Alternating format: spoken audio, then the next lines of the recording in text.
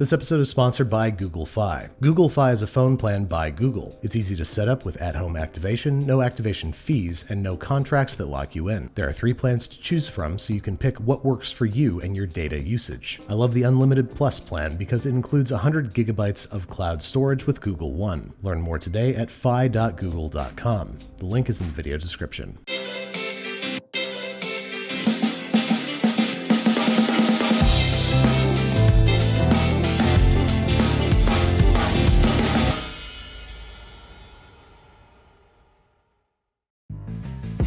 Oh cool, you took your sweetheart to the apple orchard, but now what are you gonna do with all these pesky apples? Apple pie? Snore. Apple sauce is for babies. What are you gonna do? Eat them raw? What are you, some kind of horse? No. You pat your golden retriever twice on the head, you put on your favorite microfleece, cue up some Phil Collins, you make apple cider donuts. I'm not sure what this character is, but he's got a point. Apple cider donuts are a fall-time staple, which not only pair well with apple cider, they actually contain apple cider, so that's the first thing we gotta make. As you can see, I'm thoroughly pureeing about 9 medium apples in batches in a food processor, which once pureed, we're gonna strain through a fine mesh sieve to create what I was surprised to learn is apple cider, the fresh, unpasteurized stuff you get in the jugs at the apple farm. Turns out is little more than just pressed fresh apples. I'm using a mixture of Gala, Cortland, and Macintosh for a good balance of tart and sweet. Once all the solids have been strained out, you can either just sip on it because it's delicious, or for our apple cider donuts, we need an apple cider concentrate, which we're going to accomplish by boiling it down. I've got about 500 milliliters of this stuff that I'm going to place in a wide saucepan. The wider the better because more surface area means more evaporation. We're simmering this for anywhere from 30 minutes to an hour until it's reduced to about a quarter cup.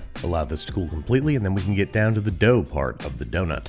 Into the bowl of a stand mixer, we are depositing 125 grams of granulated sugar, 75 grams of brown sugar, and 75 grams of unsalted butter, which we are going to cream together by virtue of the paddle attachment until light and fluffy, anywhere from 5 to 6 minutes on medium-high speed depending on the temperature of your butter. Then, one at a time, we are slowly incorporating 2 large room temperature eggs, scraping down the bowl between each addition. Once you got that all done, it's time to start combining our wets and dries in separate bowls. Since unlike traditional yeasted donuts, apple cider donuts are more like cake batter. So into one bowl, we're combining 570 grams of all-purpose flour, 1.5 teaspoons kosher salt, 2 teaspoons baking powder, 3/4 teaspoon baking soda, 2 teaspoons ground cinnamon, and half a teaspoon of ground nutmeg. Then in another bowl, we are combining 170 grams of room temperature buttermilk, our cooled apple cider concentrate, and 1 tablespoon of vanilla paste or 1.5 teaspoons of vanilla extract. Tiny whisk each of these until homogeneous, and then we're adding them to the egg and sugar mixture in the dry, wet, dry, wet, dry configuration. That is, we're adding 1/3 of the dry ingredients, making sure it's completely incorporated before adding half of the wet ingredients. Once again, mixing until homogeneous, then another third of the dry, then a half of the wet, then the last third of the dry, scraping down the bowl between each addition. This should result in an unsettlingly firm cake batter, which is a good thing,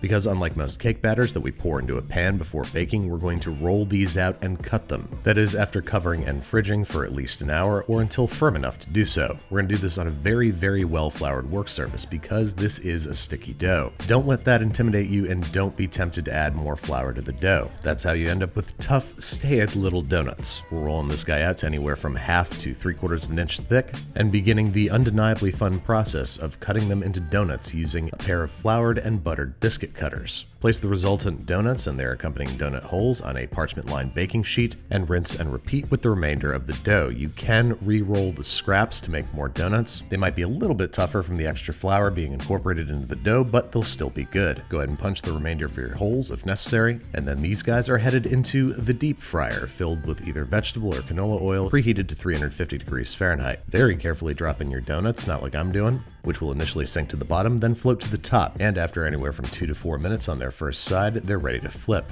Give them another 2 to 3 minutes on their second side, and once they're deeply golden brown all over, go ahead and evacuate them onto a paper towel-lined baking sheet to drain. Don't forget to fry up those donut holes too. They're fun for kids from ages 9 to 99. Now, almost immediately after frying, while the donuts are still nice and warm and still have a little bit of oil on their exteriors, we're going to want to give them a thorough dunking in some cinnamon sugar. Make sure you do this as soon as your delicate little fingers can handle the heat, otherwise the cinnamon sugar will not stick. If you like me and you let them sit around a little bit too long, you can can cheat by giving them a quick spritz with non-stick spray. Consider it a lesson learned and don't let it happen again. Once you've got all your delicious donuts dipped and dusted, they cannot legally be served in the state of New York without a cup of hot, spiced apple cider, which, unlike the sort of apple juice we made earlier, is more like an apple tea, which means that finally you get to say bone apple tea and mean it. I got 10 or so apples that I'm chopping into quarters and placing in a large Dutch oven, along with an optional sliced orange, which is obviously going to bring some nice citrus flavor. A couple inches of roughly chopped fresh ginger brings a nice gingery flavor. A few sticks of fresh cinnamon elicits cinnamon flavor. A couple allspice berries, a couple cloves, and maybe one whole nutmeg,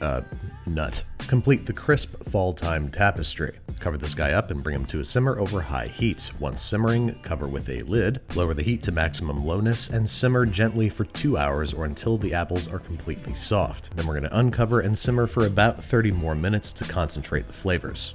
Then all there is left to do is strain it through a fine mesh sieve, making sure to press on the solids to extract every last little bit of delicious liquid, and if you like, sweeten it to taste with 50 to 100 grams of brown sugar, keeping the whole affair warm in a covered saucepan until ready to serve. Now all we gotta do is ladle some into a mug or paper cup for apple orchard accuracy, plate up our donuts, and enjoy them alongside one another. And if you grew up anywhere near an apple orchard, this immediately transports you back in time to crisp fall mornings where your parents forced you to wake up early and go apple picking. But now you get to do it in your PJs, underwear, or my favorite, nothing at all. Thanks again to Google Fi for sponsoring today's episode. Fi is a phone plan by Google with 3 plans. Flexible, Simply Unlimited, and Unlimited Plus. I chose Unlimited Plus because in addition to unlimited data, calls, and texts, it also includes 100 gigabytes of cloud storage with Google One. Fi is great because you can use your own phone or purchase a new one. One feature I love is that you can choose to block calls that are suspected to be spam or robocalls. With my plan, I also have unlimited high-speed hotspot tethering so I can upload videos on the go. Learn more at fi.google.com. The link is in the video description.